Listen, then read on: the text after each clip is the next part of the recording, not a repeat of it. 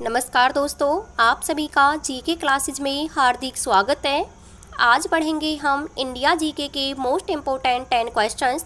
चलिए शुरू करते हैं। पहला क्वेश्चन है, निम्नलिखित में से कौन संविधान प्रारूपण के निर्माण में जिम्मेदार संविधान सभा का हिस्सा नहीं था? इसका जो राइट आंसर है वो है ऑप्शन ए, महात्मा गांधी। संविधान का निर्माण करने के लिए संविधान सभा का गठन किया गया था। उस संविधान सभा के महात्मा गांधी मेंबर नहीं थे। पंडित जवाहरलाल नेहरू, भीमराव अंबेडकर, सरदार वल्लभ भाई पटेल, ये तीनों ही क्या थे? संविधान सभा का हिस्सा थे। पंडित जवाहरलाल नेहरू ने ही 13 दिसंबर 1946 को उद्देश्य प्रस्ताव रखा था। किसके सामने? संविधान सभा के सामने पेश किया था उद्देश्य प्रस्ताव 13 दिसंबर 1946 को। इस प्रस्ताव को 22 जनवरी 1947 को पारित किया था संविधान सभा के द्वारा। आगे जाकर यही उद्देश्य प्रस्ताव हमारे भारतीय जो संविधान है उसकी प्रस्तावना बना था। भीमराव अंबेडकर की बात करें तो इनका सबसे महत्वपूर्ण योगदान था संविधान के निर्माण में, और प्रारूप एक समिति का गठन किया गया था। प्रारूप समिति के अध्यक्ष कौन थे? वो थे आपके भीमराव अंबेडकर। तो इस क्वेश्चन का राइट आंसर है option A, Mahatma Gandhi. Next question है, विश्व का सबसे ऊंचा पठार कौन सा है? इसका जो राइट आंसर है वो है ऑप्शन ए, तिब्बत का पठार। तिब्बत का पठार विश्व का सबसे ऊंचा पठार है। इसकी ऊंचाई की हम बात करें तो लगभग 5000 मीटर की क्या है? इसकी ऊंचाई है तिब्बत के पठार की। भारत का सबसे ऊंचा जो पठार है वो है आपका दक्कन का पठार।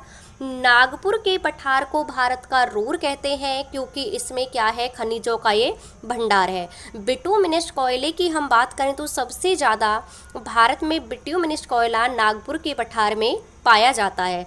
मेघालय का पठार मेघालय की शिलांग में है। भारत का जो सर्वाधिक वर्षा स्थल है मासिनराम, वो मेघालय के इसी पठार में क्या है।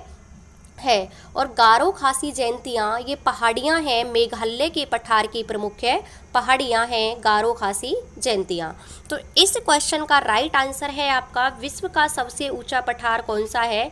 तिब्बत का पठार। नेक्स्ट क्वेश्चन है, इंदिरा साहनी और अन्य बनाम BOI मामला किस विषय से संबंधित है? ये आपका संबंधित किससे है? ये है आपका आरक्षण से। नेक्स्ट क्वेश्चन है, निम्नलिखित में से कौन सी पुस्तक ज्योतिबा फूले द्वारा लिखी गई है? इस क्वेश्चन का राइट आंसर है ऑप्शन ए, गुलामगिरी। गुलामगिरी जो पुस्तक है वो किसने लिखी थी? ज्योतिबा फूले ने लिखी थी। डिस्कवरी ऑफ इंडिया लिखी थी पंडित जवाहरलाल नेहरू ने। माई एक्सपेरिमेंट विद ट्रुथ, ये पुस्तक है महात्मा गांधी की। विंग्स ऑफ फायर, ये है APJ अब्दुल कलाम के। तो ये जो आपकी पुस्तक है, इस क्वेश्चन का राइट आंसर है ऑप्शन ए, ज्योतिबा फूले ने लिखी है आपकी गुलामगिरी। नेक्स्ट क्वेश्चन है, हुंड्रू जलप्रपात किस नदी पर स्थित है? इस क्वेश्चन का जो राइट आंसर है वो है ऑप्शन ए, स्वर्णरेखा नदी। स्वर्णरेखा नदी नागपुर के पठार से निकलती है और इसी नदी पर है हुंड्रू जलप्रपात। कृष्णा नदी की हम बात करें तो उस पर है आपका नागा अर्जुन बांध।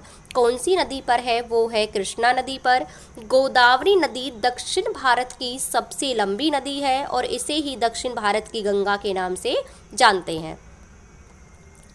नेक्स्ट क्वेश्चन है, कांग्रेस के किस अधिवेशन में असहयोग आंदोलन को अपनाया गया? इसका जो राइट आंसर है वो है ऑप्शन बी, नागपुर अधिवेशन 1920। 1920 में कांग्रेस का नागपुर अधिवेशन हुआ था। उसमें असहयोग आंदोलन को अपनाया गया, लेकिन चोरा चोरी की घटना के कारण क्या हुआ था? इस आंदोलन को वापस ले लिया गया था। नेक्स्ट क्वेश्चन है, नॉकडाउन और नॉकआउट किस खेल से जुड़े हुए शब्द हैं? ये है आपके बॉक्सिंग से। नॉकडाउन और नॉकआउट बॉक्सिंग से जुड़े हुए खेल के शब्द हैं। नेक्स्ट क्वेश्चन है, सोमनाथ मंदिर किस राज्य के तट पर है? तो ये है आपका गुजरात पर। 1025 ईस्वी में युद्ध हुआ था और इसको लूटा गया था सोमनाथ के मंदिर को। किसके द्वारा? महमूद गजनवी के द्वारा। नेक्स्ट क्वेश्चन है, गुजरात की तटरेखा भारत में सबसे लंबी तटरेखा है, जो है आपकी 1215 किलोमीटर की। सबसे लंबी तटरेखा वाला राज्य गुजरात है, जिसकी कितनी है 1215 किलोमीटर। सबसे छोटी तटरेखा की बात करें वो है आपकी गोवा की 101 किलोमीटर। तो सोमनाथ का मंदिर किस राज्य के तट पर है? ये गुजरात राज्य में स्थित है। नेक्स्ट क्वेश्चन है, जलियांवाला नरसंहार के लिए कौन सा अधिकारी जिम्मेदार है?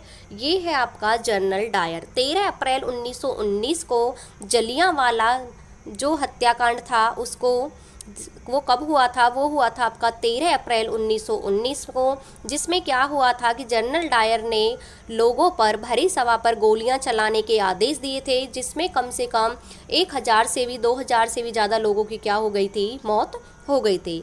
जनरल इरविन की हम बात करें तो इसमें गांधी और इरविन के बीच समझौता पूछा जाता है कि कब हुआ था। तो गांधी इरविन समझौता हुआ था 5 मार्च 1931 को। बंगाल विभाजन किसने किया था? वो किया था कर्जन ने 1905 में। कांग्रेस की स्थापना हुई थी जब 1885 में। तो उस समय जो गवर्नर जनरल थे वो कौन थे? वो थे डफरिन। तो डफरिन के समय में ही भारतीय राष्ट्रीय कांग्रेस की स्थापना हुई थी। और जलियांवाला नरसंहार कब हुआ था? ये हुआ था जनरल डायर के समय में। भारत के किस क्षेत्र में शुष्क मृदा पाई जाती है? इसका जो राइट आंसर है वो है ऑप्शन सी, राजस्थान। राजस्थान में वर्षा कम होती है, इसीलिए यहाँ पर कैसी मृदा पाई जाती है? यहाँ शुष्क मृदा पाई जाती है। गंगा के मैदान में आपकी जलोढ़ मृदा पाई जाती है। जलोढ़ में भी खादर जो मृदा है वो सबसे ज़्यादा पाई जाती है और उपज के लिए बहुत अच्छी होती है। तो ये थे आज के कुछ इंपॉर्टेंट क्वेश्चंस। आपको क्लास कैसी लगी कमेंट बॉक्स में कमेंट करके ज़रूर बताना। Thank you.